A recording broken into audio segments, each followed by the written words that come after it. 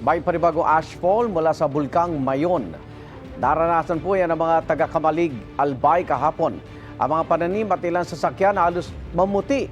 Mataas mabalot ng abo mula sa bulkan. Dahil sa kapal ng abong humalo rin sa ulan, halos mag-zero visibility sa kalsada. Ang ilang motorista gumamit ng wiper para maalis ang malaputik na abo sa windshield ng kanilang sasakyan. Samantala, pasado alas 12 kanina madaling araw, muling nakunan ang Mayon na nagbubuga ng lava at pyroclastic density currents o uson. Nanatili sa alert level 3 ang Mayon at bawal pa rin pumasok sa 6-kilometer radius permanent danger zone. Mag-iisang buwan nang nasa evacuation center ang mga inilikas na residente.